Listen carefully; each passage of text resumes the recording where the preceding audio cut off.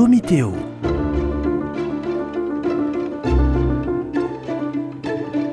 Domitéo, un dialogue théologique avec les dominicains de Toulouse.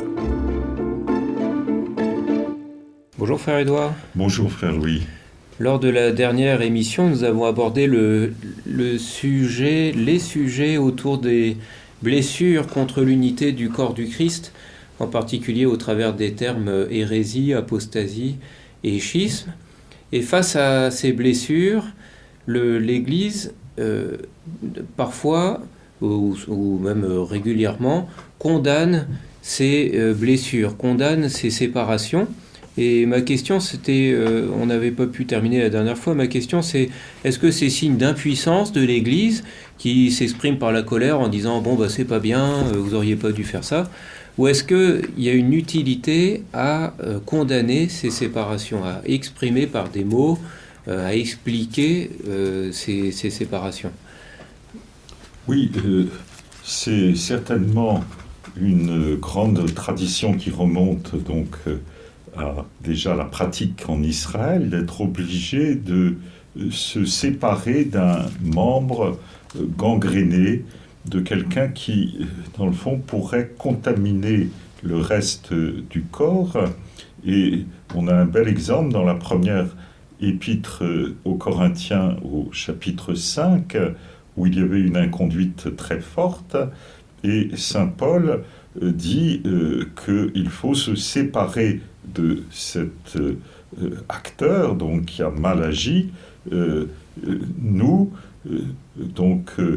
Il faut qu'au nom du Seigneur Jésus, vous et mon esprit, nous étant assemblés avec la puissance de notre Seigneur Jésus, donc c'est bien pas une impuissance, mais une puissance qui est exprimée là. C'est pas du tout une impuissance, mais c'est au contraire la puissance de l'esprit. Il faut que nous livrions cet individu à Satan pour la perte de sa chair, afin que l'esprit soit sauvé au jour du Seigneur.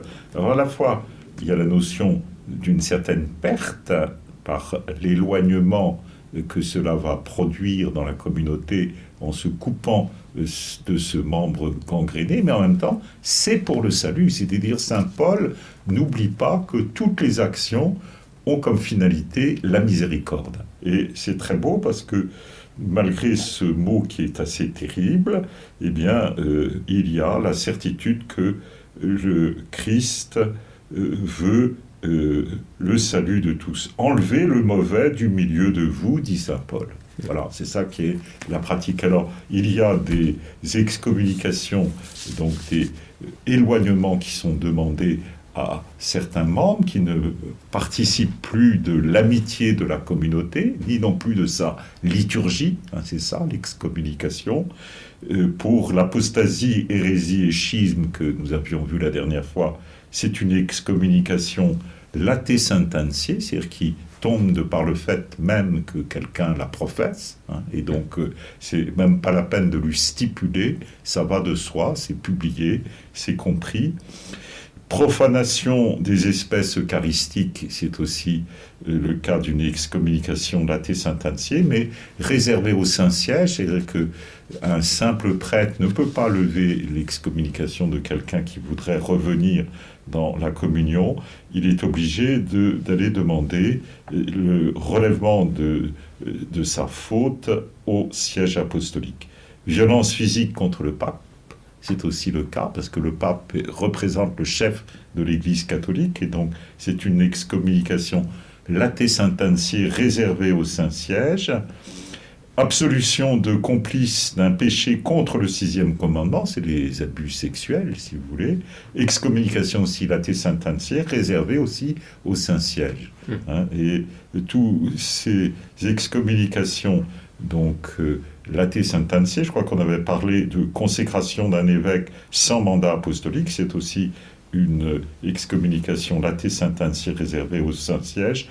Il y a encore la violation directe du secret sacramentel et l'attentat d'ordination d'une femme ou de réception d'un ordre par une femme, c'est aussi une excommunication late sententie réservée au Saint-Siège. Les autres, elles existent aussi, mais elles ne sont pas réservées au Saint-Siège, c'est-à-dire un simple prêtre ou un évêque peuvent lever l'excommunication dans une formule qui est particulière. C'est le cas de l'avortement, par exemple, bien connu dans nos pays où ça pullule.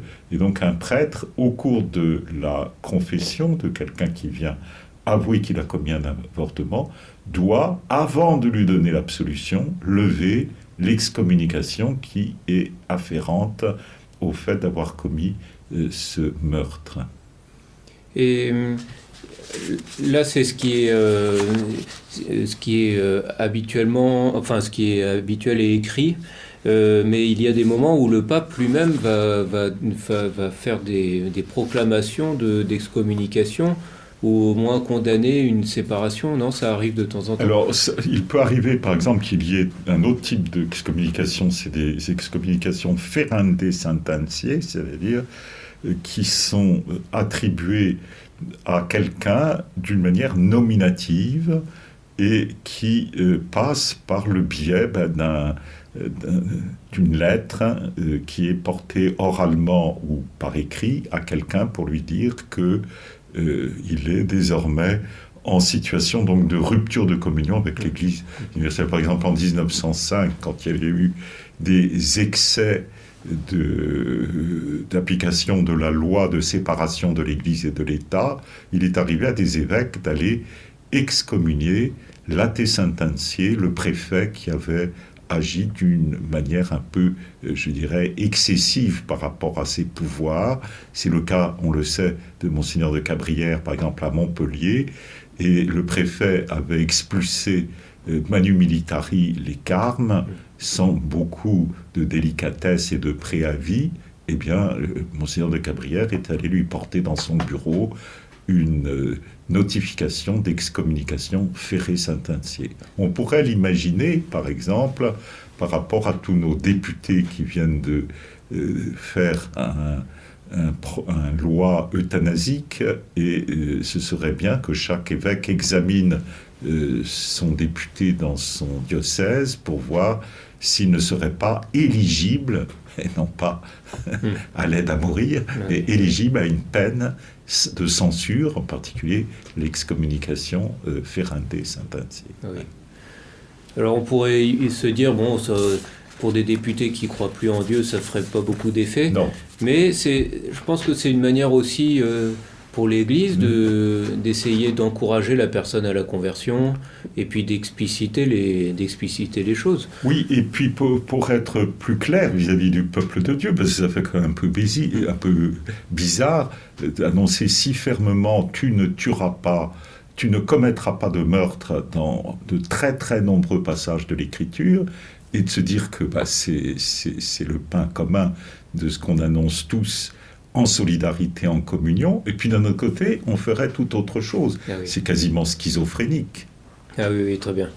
Oui, donc ça clarifie. Ça clarifie les choses pour tout le monde. Sinon, on a l'impression qu'on vit avec des timbrés. Oui.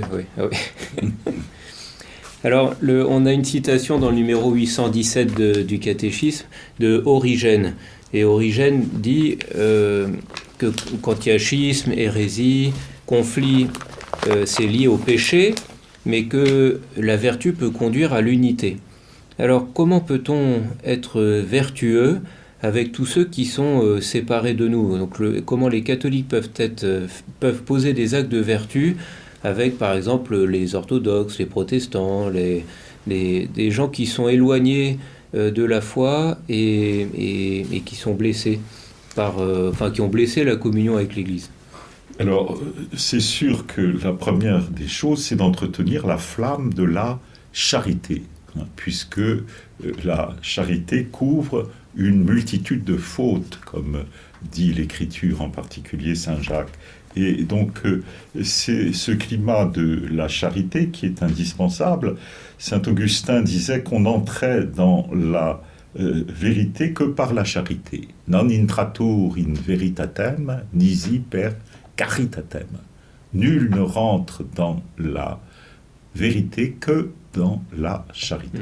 Et donc, on peut toujours espérer que ce climat de charité vis-à-vis de ceux qui se sont séparés, qui ne sont pas responsables au moment où cela s'est fait, mais qui sont les enfants de ceux qui se sont séparés, cette charité puisse les attirer, les conforter, leur faire d'une certaine manière poser des questions et leur permettre d'exercer leur sensus fidei qu'ils ont, parce que même s'ils ont été obturés en quelque manière par l'hérésie, le schisme ou l'apostasie dans lequel ils sont nés, eh bien il y a en eux un désir de vérité. Et la vertu de véracité, c'est là que le catholique peut faire du bien à tous ceux qui l'entourent en rappelant les vérités qui le nourrissent, qui le stimulent et qu'il aimerait partager avec ceux qui se sont éloignés de la vérité tout entière, comme l'annonce l'Évangile.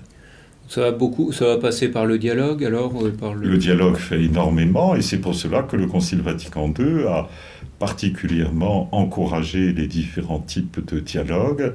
Dialogue d'abord interreligieux avec les non-chrétiens, dialogue avec les juifs intra-religion, puisque nous avons la même Bible pour l'Ancien Testament, et dialogue de communion fraternelle avec tous les chrétiens désunis avec lesquels on peut entretenir un dialogue selon ce sur quoi on est divisé.